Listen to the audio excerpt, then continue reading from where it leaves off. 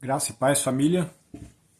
Vamos falar mais um pouco sobre a palavra de Deus, sobre aquilo que o Senhor tem para ministrar aos nossos corações, através de uma série que tenho dado sequência aqui, Encontros que Curam, tendo partido do ponto que nós entendemos que lá quando Jesus fala em Lucas 5, que ele veio não para os sãos, mas sim para os enfermos. Depois, na sequência, ele diz: não vim para os justos, mas sim para os pecadores. Então nós entendemos que a enfermidade que Jesus veio para curar é o pecado. E nós temos ensinado aqui que o pecado é errar o alvo, né? E quando nós pecamos errando o alvo é quando nós deixamos de confiar em Jesus, porque a Bíblia nos ensina que o Espírito Santo viria nos convencer do pecado, da justiça e do juízo. Na sequência, o texto diz: do pecado porque não creram em mim. Então, não crer em Jesus é pecado. Toda vez que nós não cremos em Jesus, nós cremos em outras coisas, temos depositado nossa esperança, nossa confiança em outras coisas. Nós falamos de Zaqueu, no primeiro vídeo, que depositou sua confiança naquilo que Roma poderia oferecer a ele como um funcionário público, a segurança econômica, né, e financeira ali que ele poderia ter na função que ele tinha, ainda que se tornasse um traidor da nação, mal visto por toda a sua nação, porque se tornou um publicano, um cobrador de impostos do poder de Roma e cobrando impostos ali do seu próprio povo, o povo judeu. E hoje nós vamos falar sobre a mulher samaritana.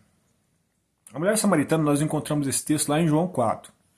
E nós vemos que Jesus, caminhando com seus discípulos, resolveu passar em Samaria, e quando ele chega ao poço, ele pede aos seus discípulos para que eles pudessem ir à cidade e buscar comida.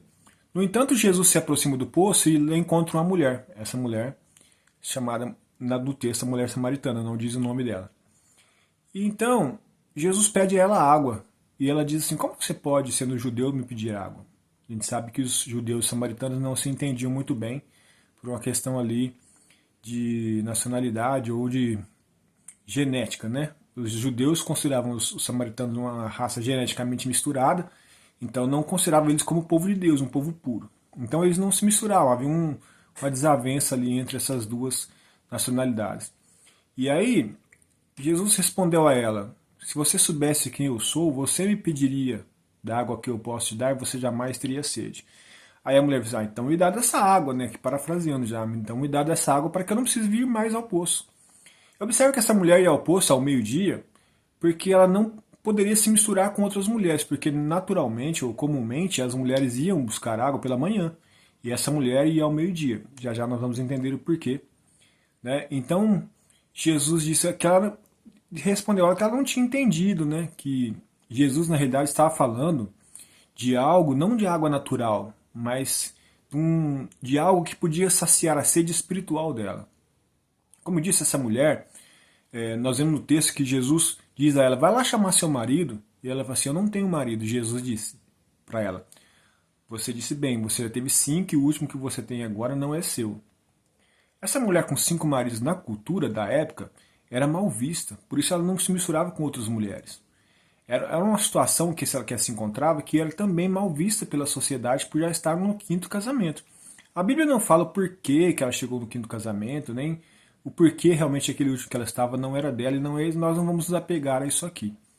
No entanto, Jesus continua a discussão com essa mulher, ou o papo com essa mulher, e aí eles começam uma questão sobre adoração e Jesus fala para que é chegada a hora que importa que os verdadeiros adoradores o adorem em espírito e em verdade, porque ela disse: vocês judeus dizem que tem que ser no templo, nós samaritanos entendemos que é aqui no monte. Então, e essa mulher, na conclusão ali daquele bate-papo, ela disse a Jesus: mas quando o Messias vier, ele vai nos explicar todas essas coisas. Então Jesus, chegamos ao versículo 26, onde Jesus disse: eu sou o que fala contigo. Então Jesus se declara aquela mulher ali como o Messias. E essa mulher então, ela enche o coração de alegria e vai até a cidade anunciar que ela tinha encontrado o Messias. Nós precisamos entender algumas coisas aqui. Primeiro fato é que essa mulher, ainda que ela fosse uma mulher que era mal vista pela sociedade, Jesus se dirigiu àquele lugar para falar com ela. Apesar dela ser uma pessoa de má fama, vamos dizer assim, mal vista pela sociedade, ela tinha um desejo de encontrar o Messias. Ela tinha um desejo de ter um encontro real com o Messias. Ela tinha um coração que ardia de desejo de que o Messias voltasse. Ainda que ela fosse samaritana, ainda que ela fosse uma mulher que não tinha uma boa fama diante da sociedade, mas ela tinha esse desejo. Porque Jesus não ia se mover até aquele lugar unicamente para falar com ela se ela não tivesse esse desejo no coração. Porém, aquela mulher tinha um problema. Ela tinha um problema que se chama pecado. Ela tinha um problema que fazia ela errar o alvo. Ela, ao invés de esperar em Deus, para que ele pudesse saciar essa sede, ela era emocionalmente fragilizada, como muitas pessoas. E essa condição de emocionalmente fragilizada fazia com que ela tentasse se satisfazer com as suas relações, com os seus relacionamentos, com os seus casamentos. E na realidade o que aconteceu na vida dessa mulher é que ela só acumulou para si frustrações, tristezas e ainda uma má fama diante da sociedade onde ela morava. E aí nós nos perguntamos, será que nós também muitas vezes não estamos errando o alvo, cometendo o erro que essa mulher cometeu, muitas vezes idolatrando o cônjuge, muitas vezes idolatrando outras coisas, talvez nossos filhos, muitas vezes idolatrando talvez nossos pais. Quantas pessoas depositam confiança em relacionamentos e se frustram? A prova disso é que talvez, como eu conheço vários, você também conhece algumas pessoas que às vezes estão servindo a Deus, mas se o seu relacionamento conjugal se romper, ela rompe com Jesus, como se Jesus fosse culpado dela ter errado o alvo. Muitas pessoas, às vezes, quando acontece uma tragédia, talvez, e um filho se parte, ou parte da vida desse plano, e talvez, às vezes, o filho morre, o pai morre, a mãe morre, a pessoa abandona Jesus e culpa Jesus. É porque o foco dela não está em Jesus, ela está se apoiando em relacionamentos.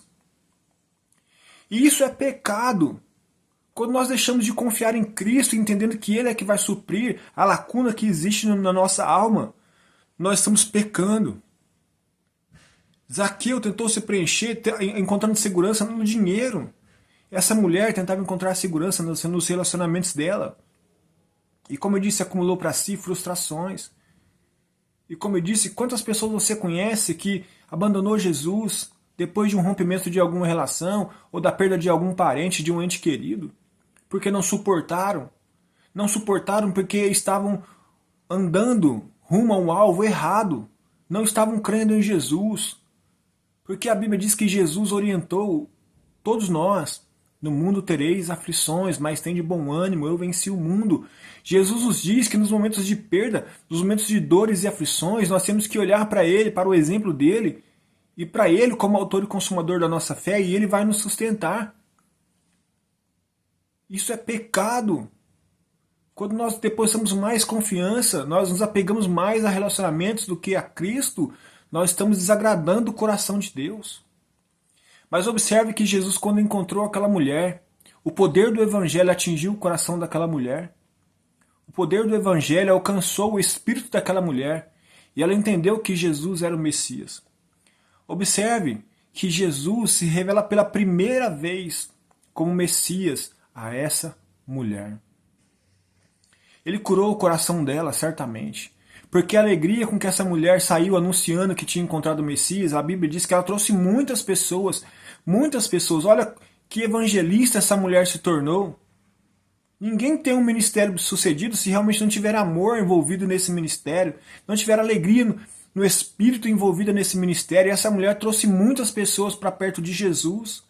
Muitas pessoas da sua cidade foram atrás de Jesus porque ela proclamou: eu encontrei o Messias, eu encontrei aquele a quem nós tanto esperávamos, eu encontrei aquele que pode realmente preencher todo o vazio que existe dentro de nós, eu encontrei aquele que foi prometido pelo Pai, eu encontrei aquele que foi prometido pelo Deus eterno, e agora nós temos a oportunidade de mudarmos de nossas vidas, porque Ele chegou, o Messias chegou, e agora aquela mulher teve a sua vida transformada, e que assim seja na minha e na sua vida, que a nossa vida seja transformada ao nos encontrarmos com o Messias.